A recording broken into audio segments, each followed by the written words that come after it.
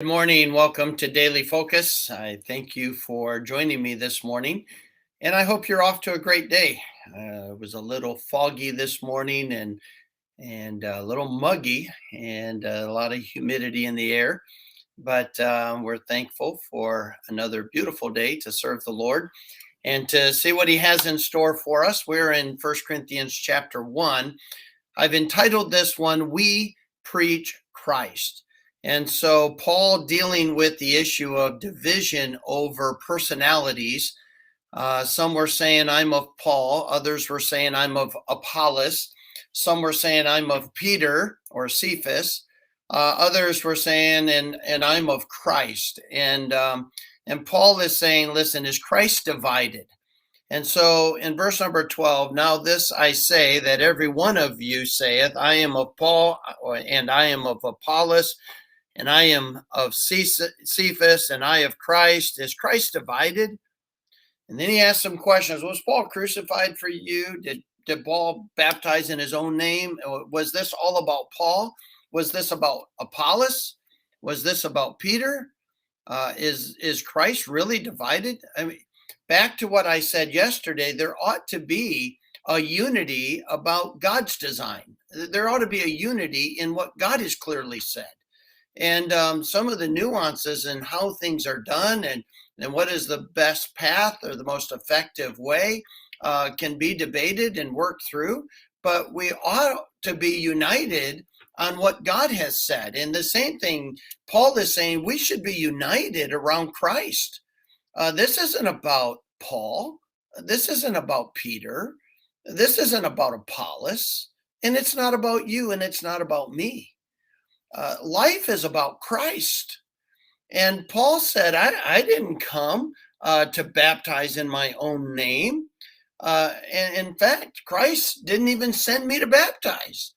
Christ sent me in verse number 17 to preach the gospel, not with words, wisdom of words, lest the cross of Christ should be made of none effect. In other words, this isn't about me, Paul said. You might like the way I preach. You might like my personality. You might be drawn to my leadership style.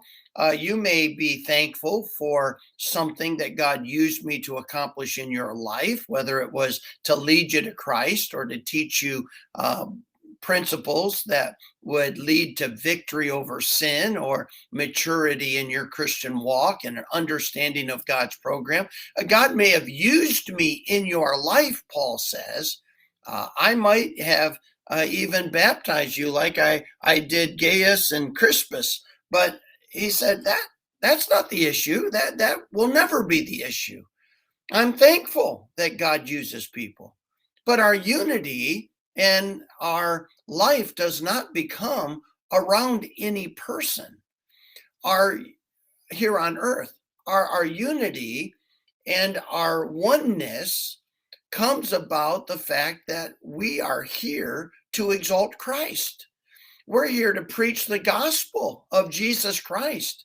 We're here to teach that there is one way to heaven, and that is through Christ.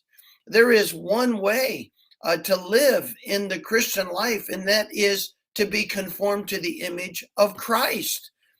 We operate in the power of Christ. We live for bringing glory to Christ. We preach Christ crucified, and that's the power of the gospel. And so when we look at the nonsense that was going on in the church of Corinth, Paul said, you know why? Because too many of you are on an ego trip. Too many of you are fighting a battle because of what you want. You're fighting a battle because of what you think.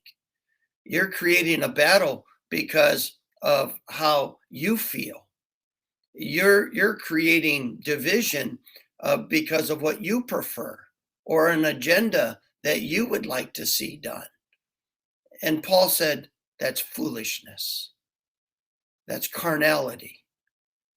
Center your life around Jesus Christ and seek to exalt him. Seek to let people see Christ in you, the hope of glory. Make sure that your attitude and your actions and the atmosphere you create helps people come to a right conclusion about Christ. Don't make life about you. Don't create a following of a personality. Let's unite ourselves around Christ. And that is the lesson for this morning's devotional. We preach Christ. I hope you'll do it today. And I hope that God will give you fruit for your labor. May God bless you. I look forward to seeing you tomorrow.